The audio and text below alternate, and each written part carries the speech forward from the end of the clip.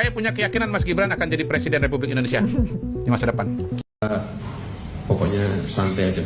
Jam 9 pulang ya, saya mau tidur ya. Makasih ya, terima kasih. Wassalamualaikum warahmatullahi wabarakatuh. Lucu banget. Seperti itu ya Pak ya. Malah kami itu sebenarnya ada ide Pak, ide. Ini gimana kalau rumah-rumah di Jakarta itu diajak kolaborasi. Kalau ada perusahaan yang mau menyewa atap rumah, sehingga kenapa? Karena ya ini apa? Waktu saya mau beli apa namanya panel itu, ketemu harganya lumayan harganya. Wah ini investasi nih. Saya harus invest agak mahal. Bila saya tidak punya purchasing power, saya nggak mau pakai alat itu. Nah kebetulan ada purchasing power, alhamdulillah. Tapi saya bayangkan Jakarta yang sangat datar ini, bila ada perusahaan yang mau menyewa atap, lalu mereka membayarkan itu dengan insentif, tapi atapnya dipakai untuk pembangkit listrik, maka tenaga surya, maka kita akan punya Jakarta yang pembangkit listriknya itu akan banyak sekali. Nah, ternyata tantangannya diregulasi, Pak. Jadi menurut saya sudah harus ada deregulasi sehingga memudahkan atap-atap rumah itu sama seperti yang bikin kos-kosan. Apa bedanya itu bikin kos-kosan? Sama aja tuh. Cuman yang kos ini panel surya di atasnya itu. Menarik sekali dan saya pikir itu hal-hal yang kalau saya boleh tanya lagi Pak ya. Jadi selama ini dalam pengambilan keputusan itu tidak terbatas kepada sektor energi atau lingkungan saja, tapi apakah semua di masa lalu yang waktu Bapak sebagai menteri, sebagai gubernur, untuk isu apa saja, apakah selalu mengandalkan kepada evidence base? Yes, evidence based tapi juga value based.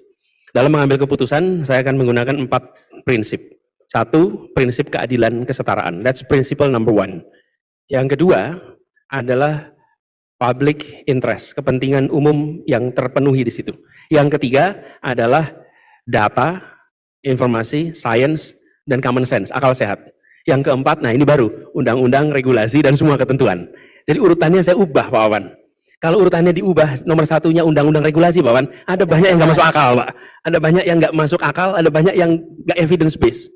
Dan ada banyak yang nggak mempertimbangkan faktor keadilan. Tapi begitu itu diubah, urutannya keadilan, kepentingan publik, lalu data, evidence, knowledge, common sense, baru regulasi. Kira-kira begitu mengambil keputusannya. Baik, terima kasih Pak Anies. Terus terusannya adalah pada saat menghadapi berbagai trade-off, bagaimana memilih dari berbagai trade-off tersebut? Ya, that's where judgment come into account, Pak. Jadi ketika kemudian kita memiliki parameter, Pak, maka perdebatan itu sehat, Pak. Problem di dalam policy making yang kita sama-sama ngalamin nih, Pak, kalau di policy making, Pak, ketika tidak ada parameter, Pak. Lalu mana yang mau kita prioritaskan? Tapi kalau ada parameter 1, 2, 3, maka perdebatan itu menjadi jelas. Pak, ini aspek keadilan ini nggak masuk, ini masuk. Aspek public interest ini masuk, ini nggak masuk, Pak. Ini aspek evidence-nya begini. Jadi saya malah merasa, Pak, dengan kita menjelaskan kepada seluruh anak buah, ini adalah set of value yang dipegang oleh pimpinannya, maka perdebatan itu menjadi dingin, Pak. Perdebatan itu menjadi objektif. Tapi kalau kita tidak set value, Pak, maka perdebatan itu bisa menjadi emosional. Konteks men-set value-nya itu dalam proses secara membuild konsensus atau bagaimana Pak? Sebagai contoh Pak, misalnya ketika kita berbicara tentang mengkonversi, ini terkait lingkungan hidup juga ujungnya, penumpang kendaraan pribadi, kendaraan umum Pak, maka kita harus alokasikan anggaran yang cukup Pak, yang di dalam bahasa pemerintahan itu namanya subsidi. Itu pos yang harus kita siapkan alokasinya. Nah, tapi ketika parameter itu ada, berdebat dengan DPRD, itu memudahkan sekali Pak. Kenapa? Karena kita bisa turunkan aspek keadilannya apa yang tercapai. Siapa yang mendapatkan benefit dari anggaran ini. Lalu public interest apa yang serve. Datanya mendukung. Jadi itu sebabnya kalau kita bergerak dengan rumusan ini Pak, maka being in government nggak akan takut dengan kritik Pak. Kenapa? Karena setiap ada kritik yang muncul, dia menjadi memperkaya proses policy formulation Pak. Karena kita pakai kriteria. Tapi kalau kita menetapkan sebuah kebijakan nggak pakai kriteria Pak, ada kritik, itu egonya kena Pak. Betul Pak. Ini kita terus terang pasti egonya bertahan untuk apa? Ya karena it's my proposal, it's my policy. Tapi kalau ada kriteria, maka kita tunjukkan di mana letak kekuatan, di mana karena kami bersyukur dengan pendekatan itu ketika berbicara dengan dewan, berbicara dengan stakeholder, itu menjadi mudah untuk menjelaskan. Dan ketika kita harus mengambil kebijakan, walaupun tidak sesuai dengan ketentuan pemerintah, ini beberapa kali nggak sesuai. Eh, kita bisa kasih argumen balik, Pak. Mau contoh, Pak? Silakan Pak. Monggo. It's your show. Saya udah selesai di Jakarta, jadi bisa ngasih contoh. Kalau enggak, I can be in trouble juga sekarang ini. Misalnya, upah minimum di Jakarta, menurut ketentuan sesudah Omnibus Law, itu mengalami revisi rumusnya. Rata-rata kenaikan UMP di Jakarta itu 8% per tahun. Sesudah ada Omnibus Law yang kemarin, berubah menjadi 0,8% per tahun. Oke? Kalau kita ikut tadi rumusnya, regulasi dulu, maka kita laksanakan itu, Pak. Dan Bapak bisa bayangkan apa yang terjadi kalau kenaikan UMP itu 0,8%. Inflasinya 3,6, pertumbuhan ekonominya 1,5%. Oke, gimana coba? Jelasin ya. Itu trade off-nya kan? Itu trade-nya. Terus, ini pakai policy ini, keadilan, public interest. Begitu dijelaskan, kami Jakarta berjalan tetap dengan rumus yang lama. Berbeda. Kita being challenge dengan Apindo, challenge dengan Kadin, dan kami dibawa ke PT UN. Tapi dengan Kadin, dengan Apindo kami jelaskan, Bapak-bapak kalau mimpin perusahaan berani tidak naikin upahnya hanya 0,8%. You tell me kalau Anda berani. Nggak mungkin.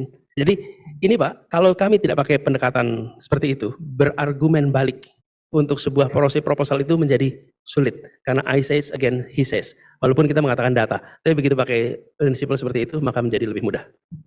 Kalau keputusan yang pernah diambil secara populis tidak terlalu menguntungkan, tapi pernah diambil dan bagaimana menjelaskannya, itu apakah pernah dialami Pak? Pernah.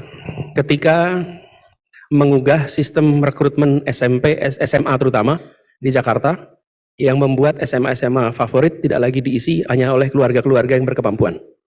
Itu mengalami reaksi yang kuat sekali dari kelas menengah Jakarta. Karena kelas menengah Jakarta merasa sekolah-sekolah terbaik itu adalah hak mereka. Selama berdekade-dekade. Lalu dibuat sistem rekrutmen yang berubah. Dengan sistem rekrutmen berubah itu, maka komposisi siswa di sekolah itu berubah, Pak. Saya beri ilustrasi, Pak Wan. SMA yang di Tebet sini atau di Bukit Duri, sekolah-sekolah bagus atau di Setiabudi sini. SMA ini 90% lebih, bahkan sebagian 95% dari orang tuanya itu berpendidikan S1, S2, S3 dari anak-anak di situ. Oke? Saya lihat datanya nih, apa yang terjadi? SMA ini eskalator untuk mereka naik ke dalam perguruan tinggi yang berkualitas. Kalau kita membiarkan proses ini terjadi, maka ketimpangan di Jakarta akan makin lebar. Kenapa? Yang miskin masuk sekolah kelas 2, kelas 3, yang makmur masuk sekolah kelas 1. Diamkan ini, we are creating a time bomb in the city. Lalu kami introduce perubahan. Ini satu-satunya jenis kebijakan yang protesnya kelas menengah. Yang protesnya apa? Pemret, anggota DPR, pengusaha-pengusaha besar, itu semua yang protes. Kenapa? Karena mendadak dia bilang, anak saya nggak bisa masuk. Saya bilang, anak bapak tetap bisa masuk gitu. Cuman dulu yang bisa masuk itu didominasi. Itu anaknya supir ojek, anaknya pedagang kaki lima, dari dulu nggak bisa masuk. Dan mereka nggak pernah bisa protes. Nggak tahu nomornya gubernur. Tapi kalau yang kelas menengah punya. Ketika itu dilakukan, itu adalah salah satu kebijakan yang paling menerima. Halo teman-teman, berjumpa bersama saya di Politik Dangi. Kalau kita melihat apa yang dikatakan oleh Kodari ya, suatu saat Gibran akan menjadi presiden. Ya ini membuat kita itu tertawa lepas ya. Sebab apa? Sebab ya mana mungkin ya kan. Kenapa? Saat ini aja sebagai wakil presiden Gibran banyak dicibir. Gibran banyak dihujat, dikritik ya. Karena kinerjanya, karena dianggap merusak konstitusi ya. Apalagi kalau untuk maju sebagai capres ya boleh saja maju. Tapi kita yakin bahwa Gibran akan kalah teman-teman. Apalagi Gibran tak punya partai ya, bukan siapa-siapa ya. Gibran bukan anak ketua umum partai dan sebagainya. Itulah yang kenapa Gibran ini ya mungkin karirnya akan sampai wakil presiden aja. Apalagi aliansi atau forum